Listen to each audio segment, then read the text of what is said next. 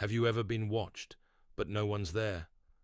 This is a story from my own experience, something I can't explain, something that still haunts me.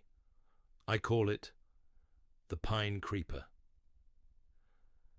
It was a crisp autumn evening, years ago. I was visiting my grandparents in their cabin deep in the woods, surrounded by towering pine trees. The air was cool, filled with the earthy smell of fallen pine needles, and the world was silent, except for the occasional rustle of leaves.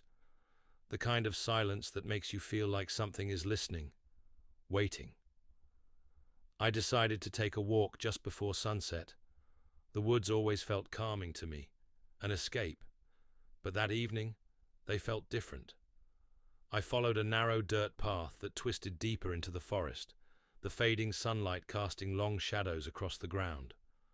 After walking for about 20 minutes, I noticed something strange. The forest had gone too quiet. No birds, no rustling, no distant hum of insects. Just silence. And then I saw it.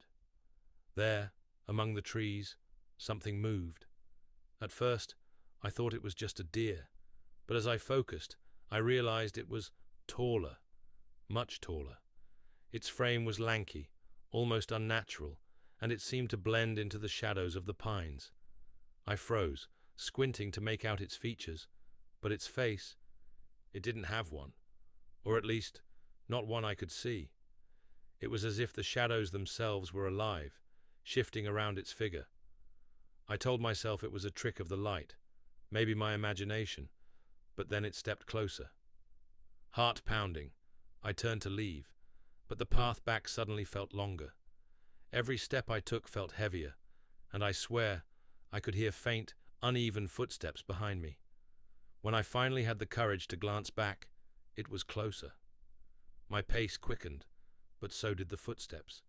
I broke into a run, the sound of pine needles crunching beneath me mingling with that other sound, its sound, getting louder, faster. And then I tripped. My heart stopped as I hit the ground, the taste of dirt in my mouth. When I looked up, it was there, looming over me. Its shadowy figure seemed to stretch into the trees, and I could feel it, feel something, like it was trying to reach inside my head, pulling at my very thoughts. In sheer panic, I scrambled to my feet and ran as fast as I could, not daring to look back. I didn't stop until I saw the light of the cabin porch cutting through the darkness. I burst through the door, gasping for breath, and locked it behind me.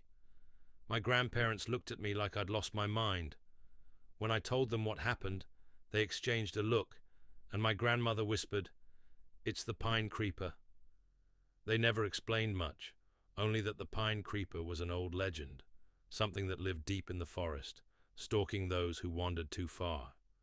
My grandfather simply said, "Some things aren't meant to be found, and some things, they find you." Conclusion. To this day, I don't know what I saw, but I never went back into those woods. Sometimes, when the wind is just right, and I'm near a forest, I swear I can feel it again. That eerie silence, that presence. So, if you're ever in the woods and it gets too quiet, too still, don't stick around, because you never know what might be watching. You never know when the pine creeper might find you.